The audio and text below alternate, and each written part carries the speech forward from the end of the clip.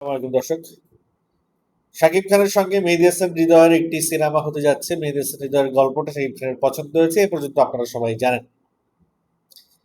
মেহেদী হাসান হৃদয়ের সঙ্গে আমার রিসেন্টলি ওভার টেলিফোন কথা হয়েছে। তার সঙ্গে তার আগামী সিনেমা নিয়ে অনেকক্ষণ দীর্ঘক্ষণ আলাপ হলো।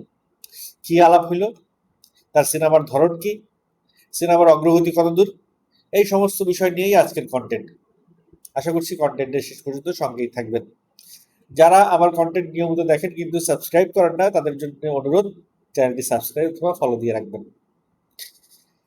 গত পরশুদিন মেহেদী হাসান হৃদয়কে ফোন দিয়েছিলাম। একটু দেরি হয়ে গেছে কন্টেন্টটা বানাইতে, আর একটু আগে গতকালকেও বানাইতে পারতাম। যাই হোক, আমি একটা ফটো কার্ড অলরেডি দিয়ে ফেলছি আমার পেজে। তো সেখানে আবার একজন ব্যক্তি উল্লেখ করেছে যে বরবাদের পরিচালক প্রযোজক নিজেই বলছে যে আগামী রোজারিতে শাকিব খানকে নিয়ে তারা সিনেমা বানাবে।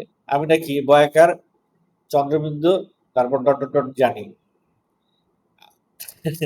যাই হোক, সে তার সে যতটুকু জানে ততটুকু জায়গা থেকেই সে আমাকে কমেন্টটা করেছে। It's okay.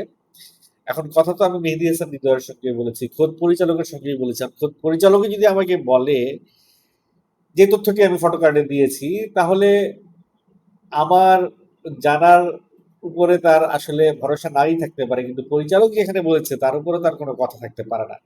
যাই হোক, মেহেদী হাসান হৃদয়কে প্রথমে যে প্রশ্নটা আমি করেছিলাম যে আপনারা সিনেমার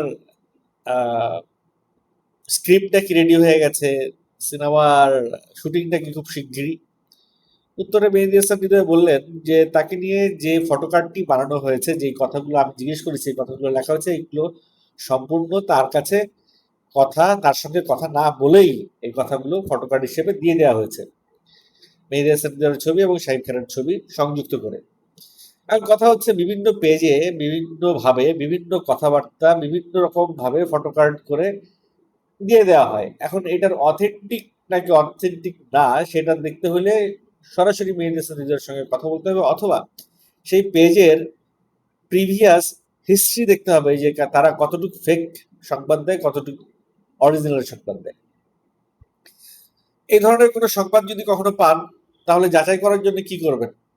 তাহলে যাচাই করার জন্য একটি অথেন্টিক কোনো সংবাদ মাধ্যমের পেজ দেখবেন, চ্যানেল আই দেখতে পারেন, বা আমি আমার পেজের কথা বলবো না, কারণ নিজেরটা বললে বড় হয়ে যাবে, বেশি বলা হয়ে যাবে।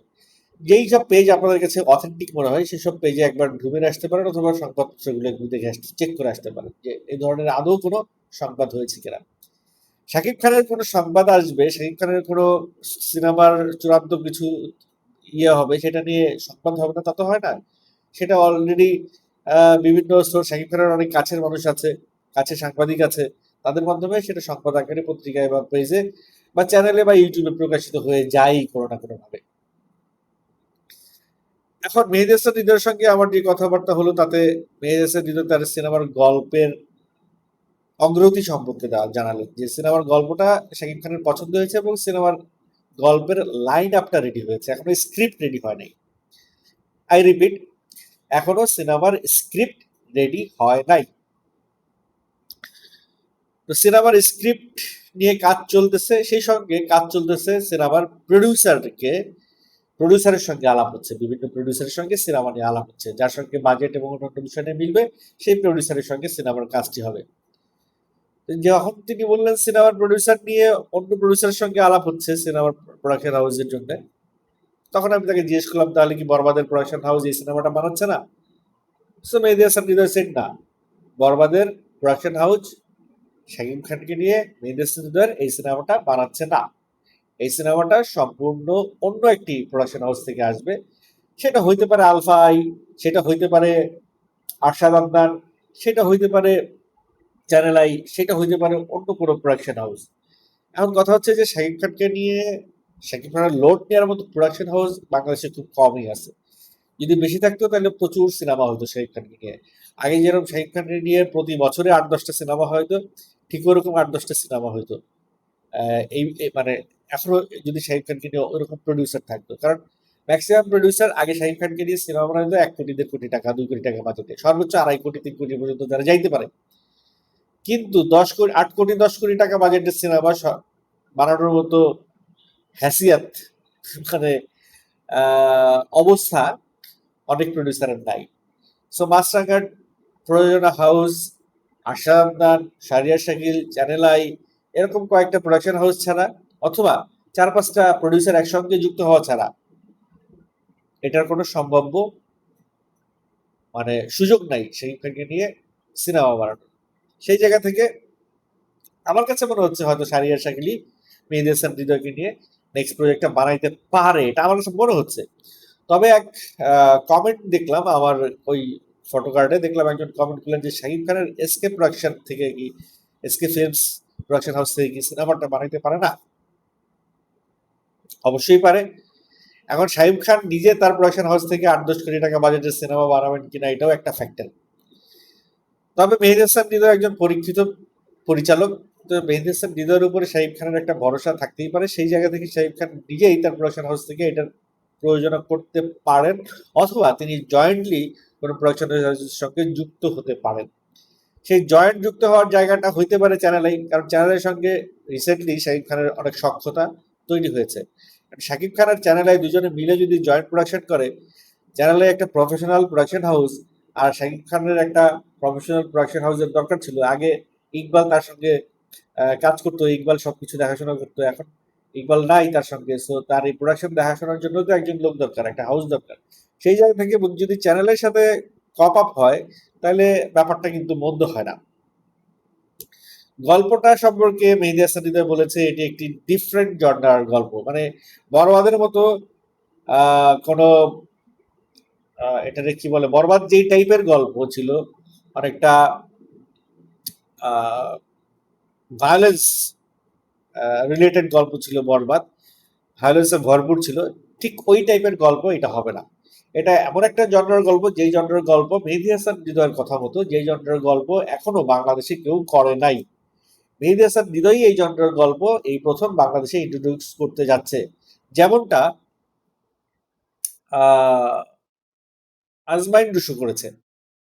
আজমান রুশো রকস্টারটা যেরকম একটা ডিফারেন্ট টাইপের একটা ইসের গল্প নিয়ে আসছে, তো ওই জায়গা থেকে মেহেদী হাসান হৃদয় শাহিদ খানকে নিয়ে নেক্সট যে সিনেমাটা নিয়ে আসতেছে সেটাও একটা ডিফারেন্ট জনরার গল্প হতে চলেছে। নায়িকার বিষয়ে প্রশ্ন করলাম, তখন শাকিব মেহেদী হাসান হৃদয় বলল তার 100-তে 100 ভাগ সদিচ্ছা আছে বাংলাদেশ থেকে নায়িকা নেবার।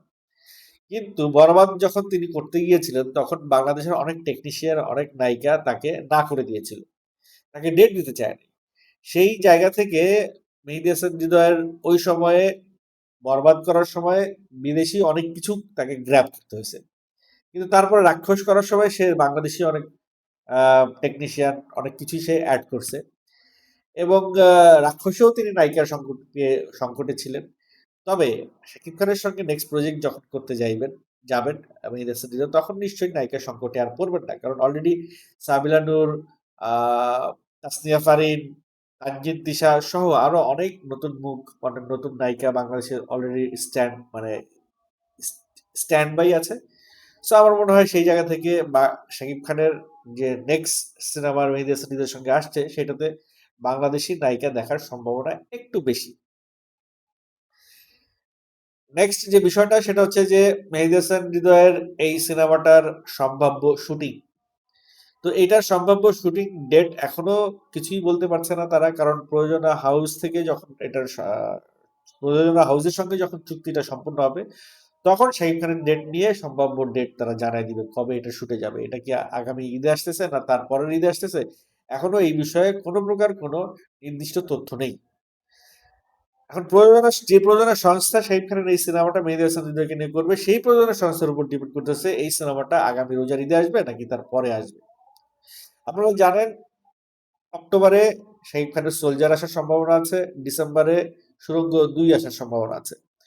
সুড়ঙ্গ 2 এর এখনো শুটিং এরই কোনো খবর নাই, কবে শুটিং এ যাবে, কবে, এখনো রায়হান রাফি তার টিম নিয়ে কলকাতায় অবস্থান করছে।